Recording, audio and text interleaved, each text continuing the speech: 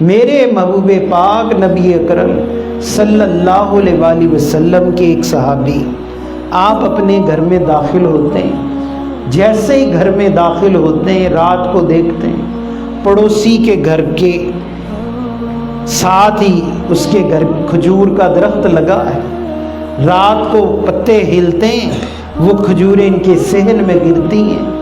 یہ صبح فجر کی نماز پڑھ کر بغیر دعا مانگے جلدی واپس آتے ہیں۔ صحابہ کرام نے شکایت کی، آج تو رواج بن گیا ہے، عادت بن گئی، امام صاحب بھی نماز پڑھاتے ہیں، سلام پھیرا، ابھی انہوں نے چہرہ بھی نہیں پھیرا، آدھی صفیں خالی ہو جاتی ہیں۔ ماڈرنزم، دعا ہی نہیں مانگنی۔ اللہ کے حبیب فرماتے دعا عبادت کا مغز ہے، جس کو اللہ نے دعا سے محروم کر دیا اللہ نے اس کو ساری خیر سے محروم کر دیا۔ جو مسلمانوں کے ساتھ بیٹھے نماز پڑھے اس پر واجب ہے تب تک نہ اٹھے جب تک امام، صاحب نماز، صاحب مصلی، صاحب ممبر و محراب ان کے لیے ہاتھ اٹھا کر دعا کرے اور سب اس کی دعا میں آمین کہیں۔ اللہ اس کی نماز کی سارے نقائص دور کر دے گا۔ اور جو امام کو عزت نہیں دیتا اللہ فرماتا ہے جو میں نے جس کو عزت دی تم پر لازم ہے اس کو عزت دو، اور جس کو اللہ عزت دے اور بندہ عزت نہ دے اللہ فرماتا ہے میں دنیا اور آخرت میں اس کو عزت سے محروم کر دوں گا۔ میرے بھائی یہ گھر پہنچتے جلدی جلدی کھجوریں اکٹھی کرتے، انہیں کپڑے میں جمع کر کے اپنے پڑوسی کے گھر دوبارہ پھینک دیتے۔ نبی اکرم صلی اللہ علیہ وآلہ وسلم کو شکایت ملی، آقا یہ گھر جلدی واپس چلے جاتے ہیں۔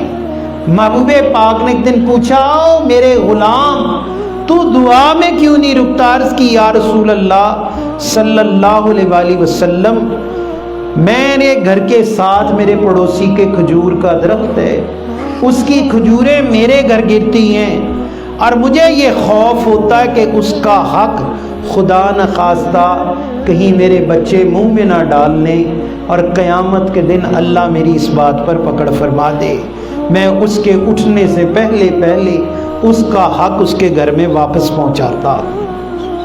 محبوب پاک رونا شروع ہوئے، فرمایا تم میں کوئی ایسا ہے جو اس ایک کھجور کے درخت کو خرید کر اس کو عطا کر دے؟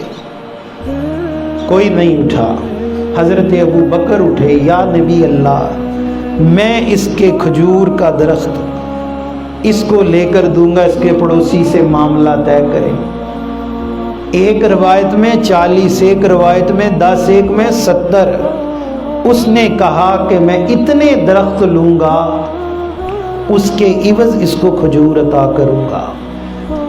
آپ نے فرمایا جتنی کھجوروں کے درخت تجھے چاہیے ابو بکر تجھے اس کے بدلے میں کھجوریں کے درخت عطا کرے گا، تو فقط ایک درخت اس کو عطا کر دے۔ جب وہ معاملہ طے ہوا محبوب پاک مسکرائے، فرمایا اے ابو بکر اللہ تعالیٰ نے 70 جنت میں تجھے کھجوروں کے درخت عطا فرمائے اس ایک درخت کے بدلے جو تو نے دنیا میں اس نیک اور متقی کو لے کر دیے۔